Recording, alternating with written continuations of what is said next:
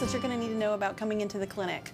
One of the things is to remember about medications, because you think that Pamprin and Tylenol, even cough drops are okay to carry to school because you don't really think of them as medication since you get them over the counter. But in fact, that is actually medicine, and it needs to be brought in with a note from a parent, and it needs to stay in the clinic. We have a form specifically for your parents to fill out. It's called an authorization for medication form, and it needs to be completed by your parent and signed in order for you to bring any kind of medication, whether it be prescription or any kind of over-the-counter medicine like Pamprin or Tylenol or cough drops. We have all kinds of different forms that we use here at the school, and some are specific for health.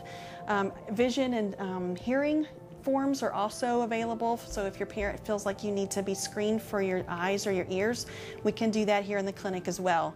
Visit St. Mary's Middle School website to find a direct link. And find all the health service forms. Things like asthma action plan for some of those who have asthma, and we need to have something on file here from your doctor on how to treat that. The authorization for medication form, any type of inhaler, insulin, EpiPen, any kind of thing like that that we need to keep here in the clinic for you. We have a form for that as well. And then also you have hearing and vision permission slips for us to be able to check your eyes and your ears. What I talk about is hygiene while you're here at school. It's so important for you to make sure you're taking a bath or taking a shower every day, that you've got clean hair, that you're wearing clean clothes, and that you're brushing your teeth, that you're using deodorant. Sometimes we get in a hurry, we wake up late, and we forget to get some of those essentials on our bodies, or we forget to get our teeth brushed. Just want you to know that we have things here in the clinic to help you. So if you forgot to brush your teeth, I have toothbrush and toothpaste. If you forgot to put on deodorant, we have some here in the clinic. So all you've got to do is just ask to see the nurse and come up and let us know, and we'll be glad to get you what you need. It's just so important for those around you as well as for your own health to make sure you come to school clean.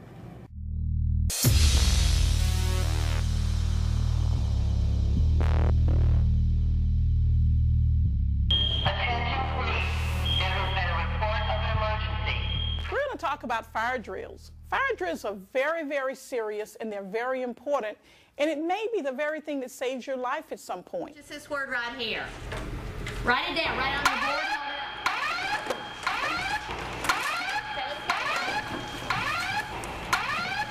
You hear the fire drill bell, and once you hear that bell, you're going to wait for teacher instruction. But there are a couple of things that we want to be sure that we do. First of all, we want to come to the window, and we want to make sure that this window is closed and it is locked. Line up in an orderly fashion, but we want to do it quickly. The teacher is going to take a minute to pick up her keys and her grade book. You're going to stand in line, and when the teacher says go, you're going to follow the rest of them, proceeding out the doors quietly and quickly. We as teachers are the last ones to leave the classroom because we're going to make sure everyone is safe, the classrooms are secure, and we're heading out. Remember, students, you're going to have to be quiet to listen for instructions. You're quiet throughout the entire fire drill, and it's very important because we need to know what to do in case this is not just a fire drill, it's an emergency.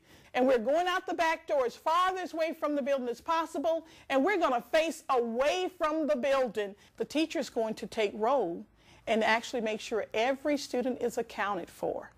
Once she calls your name, you are to indicate that you are here by saying present or raising your hand in some manner so she'll know that you're here.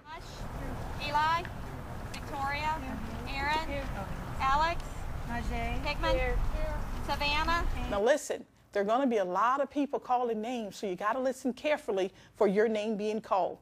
Once all of that is finished and every student is accounted for, then you will hear the bell again. And for Kathy, you can ring the bells to come in. Indicate that we may come back in the building.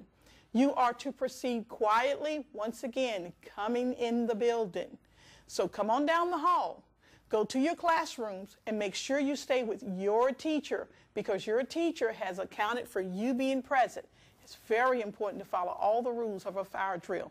Fire drills are for all our safety. If weather conditions change suddenly, our #1 priority is your safety, so the school system will be in direct contact with the Civil Defense and the National Weather Bureau.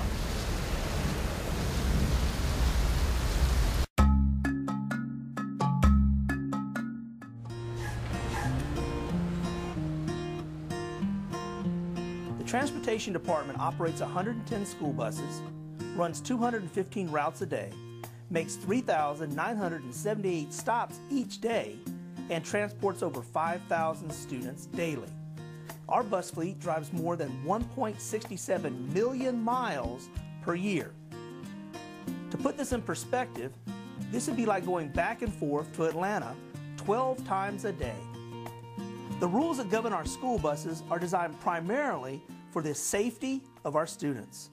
The rules help to minimize distractions and obstructions for the driver and alleviate situations that could be potentially dangerous. The safety of our students is of the utmost importance. With this in mind, please remember that the center aisle of all school buses and the emergency exits must be kept clear at all times. Large, cumbersome items, such as science project boards, large athletic equipment, large band equipment may not be transported on a school bus. Glass containers of any type are also prohibited, as are animals and insects, both alive and dead. Students may bring other items on the bus that fit in their laps and will not obstruct any emergency exits. Hello. Cameron County Schools Transportation Department prides itself on student safety. To ensure your safety, Cameron County Schools has put in place, in case of emergency, an evacuation plan for all of its buses. In case of emergency, students sitting in the front section of the bus may evacuate through the same door they entered in. Students sitting in the rear section of the bus back may exit through the rear door. When evacuating the rear of the bus, unclick the locking mechanism by pulling on the red handle. Push out the door till it locks, squat down, and sit in the doorway before you exit. The first student to evacuate the bus will assist all remaining students. When evacuating through the front of the bus, you may encounter one of three different types: a handle, a button, or a lever, which will open the door. If your closest means of evacuation is through an emergency window, pull the red lever and push the window out. If all other emergency exits are unavailable, then the roof hatch may be utilized. To open the roof hatch, turn the red lever and push upward with both hands.